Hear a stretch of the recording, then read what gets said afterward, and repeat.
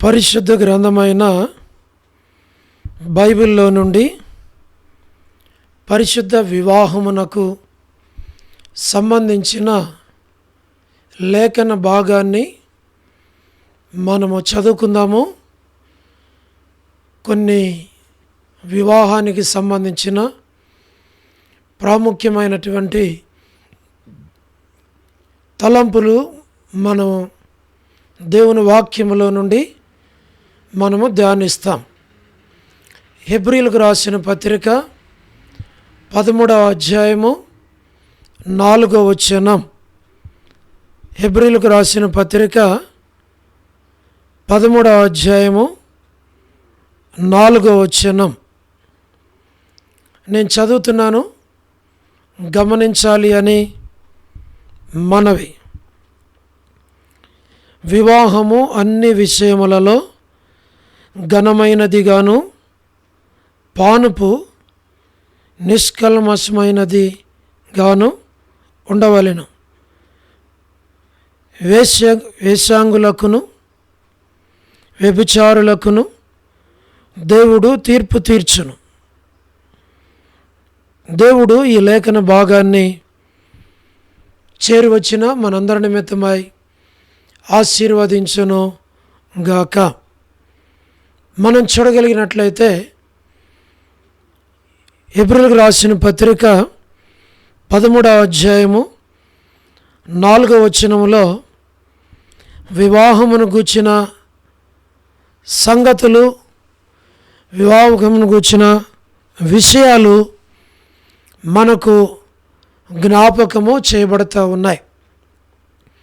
మొట్టమొదటిగా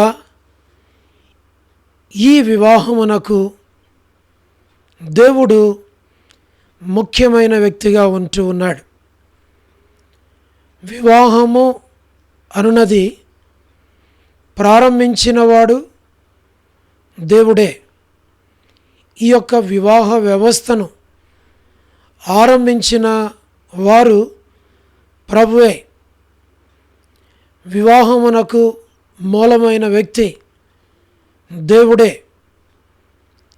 వివాహమును గూర్చిన ఆలోచన, వివాహమును గూర్చిన తలంపు, వివాహము అనేటువంటిది దేవుని యొక్క హృదయములో నుండి అనుగ్రహించబడినటువంటిది. దేవునికి కలిగిన తలంపు, దేవునికి వచ్చిన ఆలోచన, దేవుడే దీనిని ప్రారంభించాడు. దేవుడు ఏ కార్యము ప్రారంభించినా అది ఘనమైనది. కారణం, దేవుడు ఘనమైన దేవుడు, ఘనుడైన దేవుడు, ఘన కార్యములు చేయువాడు. కాబట్టి ఈ యొక్క పరిశుద్ధ గ్రంథమైన బైబిల్లో మొట్టమొదటిగా దేవుడే వివాహమును ఆరంభించాడు. బైబిల్ వివాహముతో ఆరంభించబడుతుంది, వివాహముతో ముగించబడుతుంది.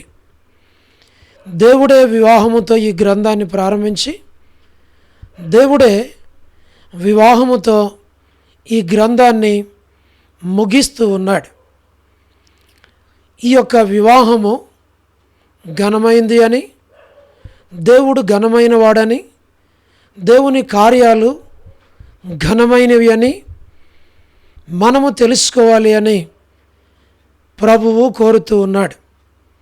అందుకే హెబ్రీయులకు రాసిన పత్రికలో ఈ 13వ అధ్యాయములో మనము చూడగలిగితే మనకు కనబడేది ఏంటి అని అన్నప్పుడు, మనము చూడగలుగుతూ ఉన్నప్పుడు దేవుడు అనే మాట 4 పర్యాయములు ఈ అధ్యాయంలో మనకు కనబడుతూ ఉంది.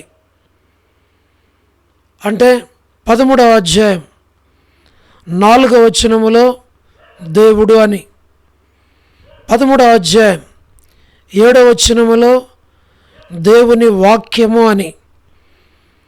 అలాగనే మనము జ్ఞాపకం చేసుకుంటే 13వ అధ్యాయం 17వ వచనములో దేవునికి ఇష్టమైనది అని, 13వ అధ్యాయం 21వ వచనములో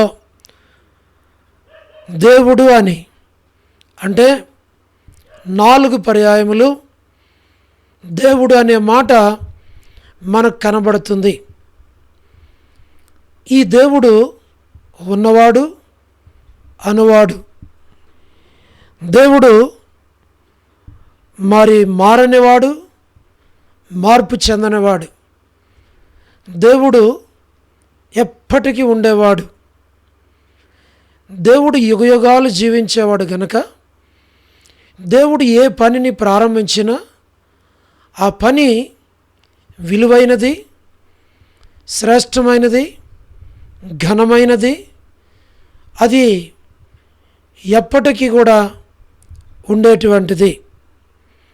కాబట్టి మనం జ్ఞాపకం చేసుకోవాలి, మనం కూడా గమనించాల్సింది ఏంటి అని అంటే దేవుని యొక్క వాక్యములో మనకు కనబడుతూ ఉంటుంది, మనం చూస్తాం.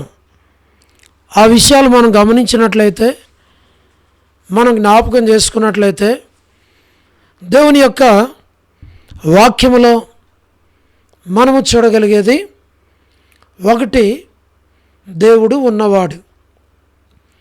ఉన్న దేవుడు, దేవుని కార్యాలు ఘనమైనవిగా ఉండాలి అని దేవుడు ఈ వివాహాన్ని ప్రారంభించాడు.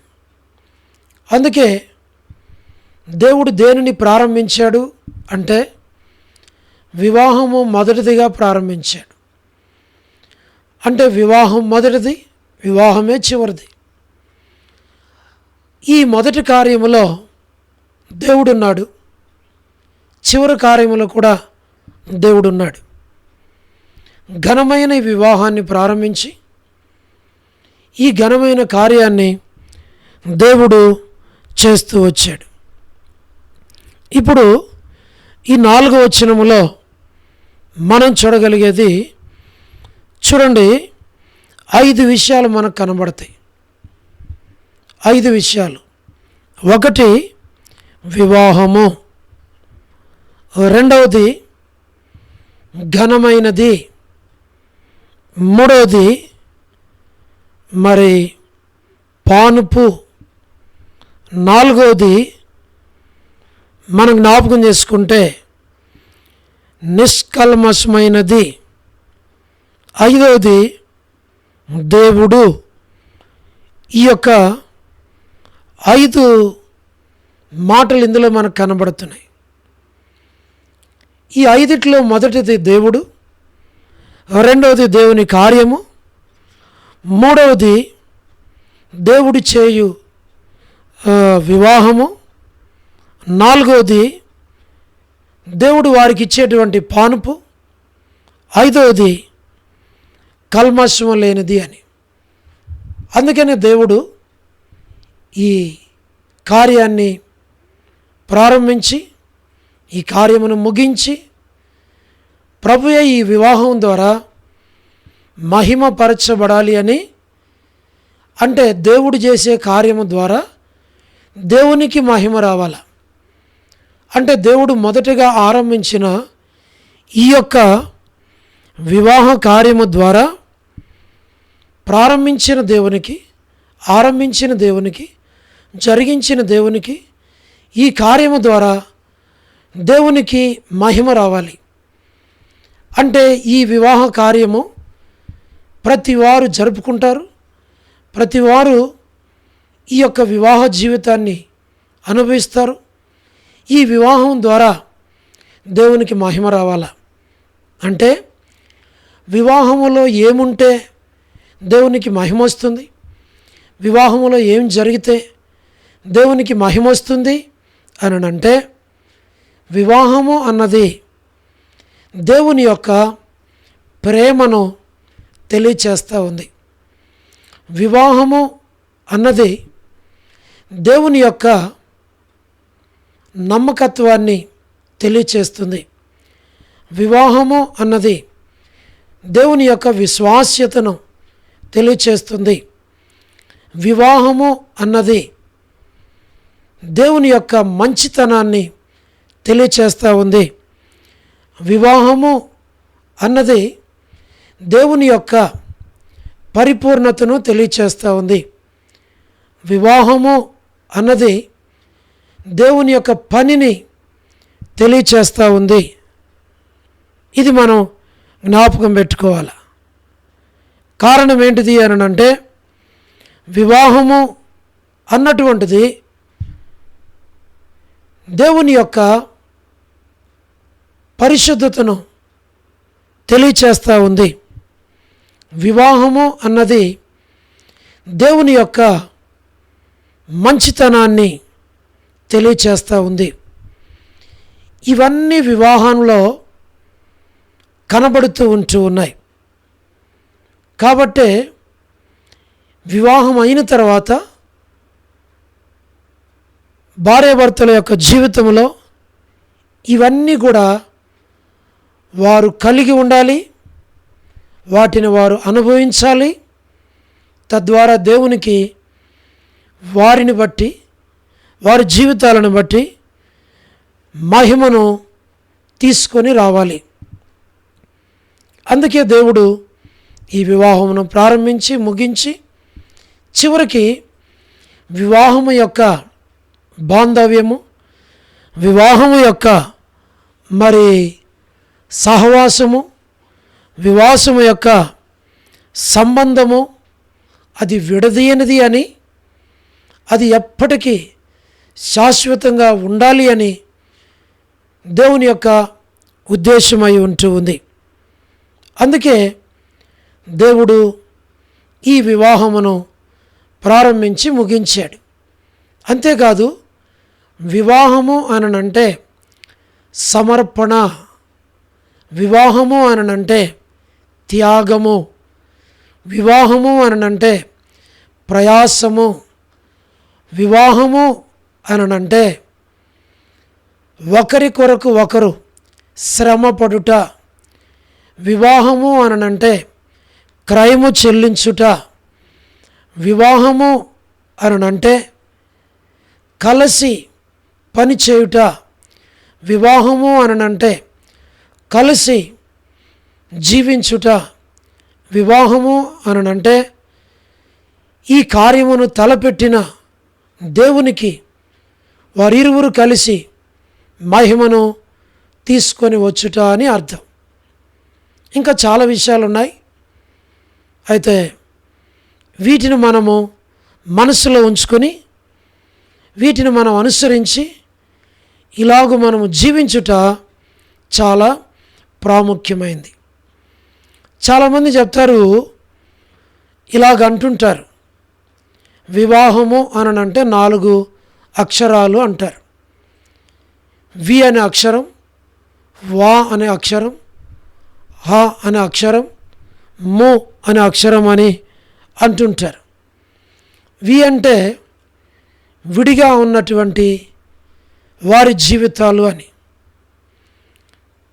అలాగనే వా అంటే వారు అని చెప్పబడుతుంది. తర్వాత ఆ అంటే హత్తుకొనుట అని, ము అనంటే వారు ఒకటిగా ముడివేయబడుట అని. కానీ బైబిల్ ఏమంటుందంటే ఈ 4 అక్షరాలను గురించి, వి అంటే విశ్వాసముంచుట, వి అనంటే వినయము కలిగి ఉండుట, వి అంటే విధేయత కలిగి ఉంట, వి అంటే వాక్యము వినుట, వి అంటే దేవుని మాట వినుట, వి అంటే దేవునికి విధేయత చూపుట అన్నది జ్ఞాపకం చేస్తూ ఉంది.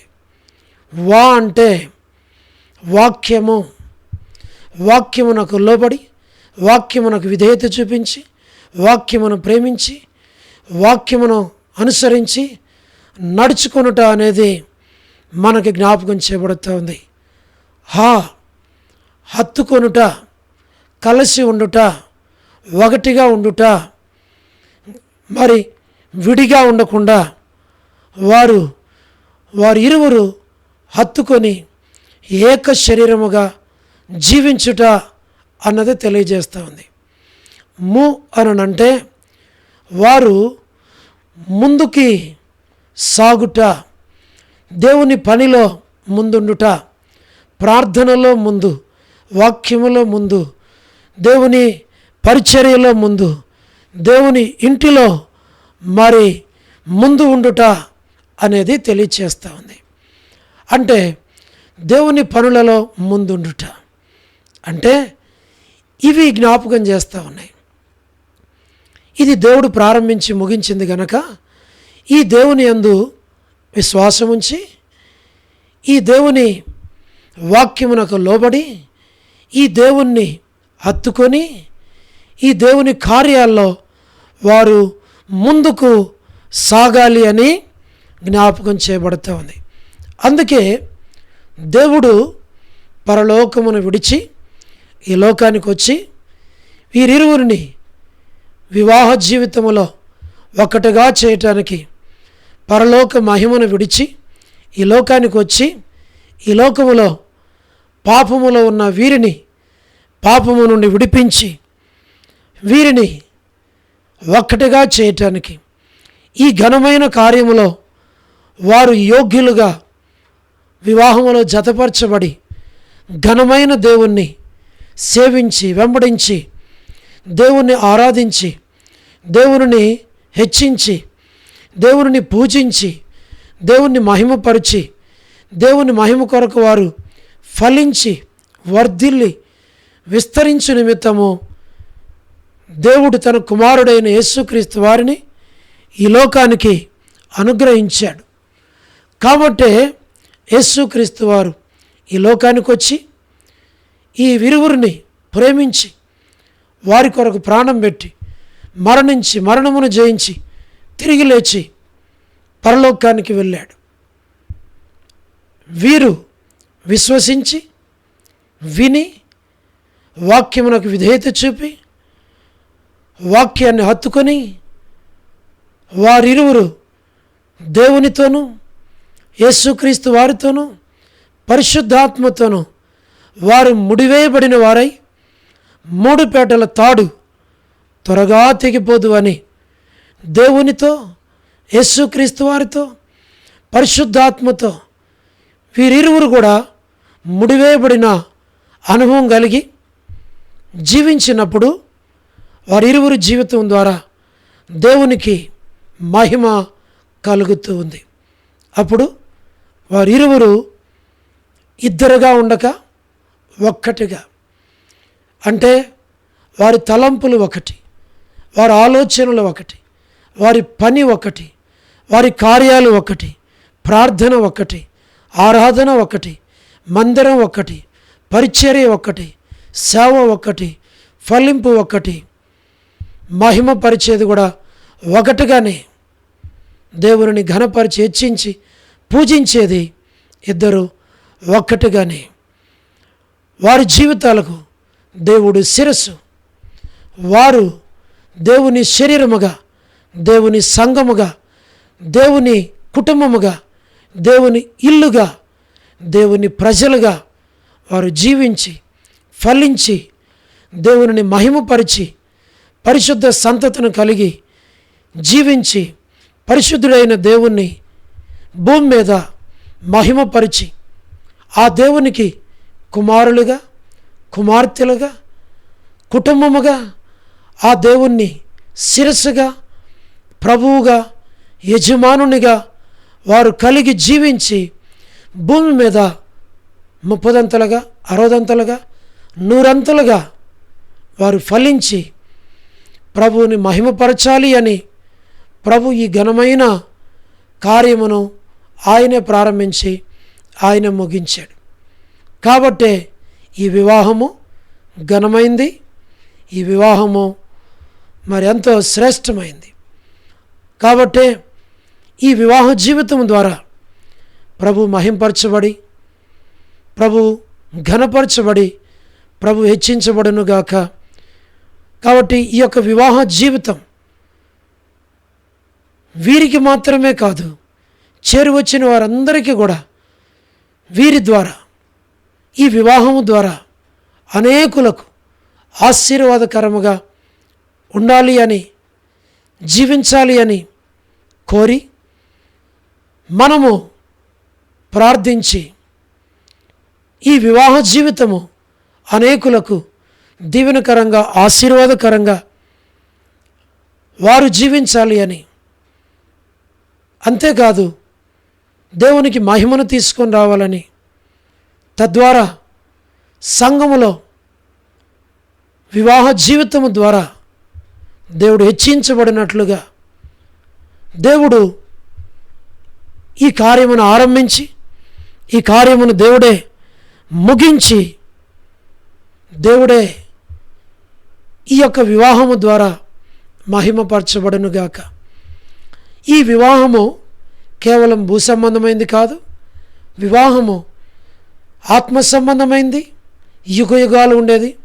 ఒక దినాన ప్రభువైన యేసుక్రీస్తు వారు పెండ్లి కుమారుడిగా రాబోతూ ఉండగా సంఘం పెండ్లి కుమార్తెగా సిద్ధపరచబడి పరిశుద్ధమైన గుణలక్షణాలు కలిగి ఆయనతో వివాహము చేయబడి యుగ యుగాలు సదాకాలం నిత్యత్వములో ఆయనతో ఉండునట్లుగా దేవుడు చేరువచ్చిన సంఘాన్ని, తన ప్రజలను ఆ దినం కొరకై సిద్ధపరచును గాక.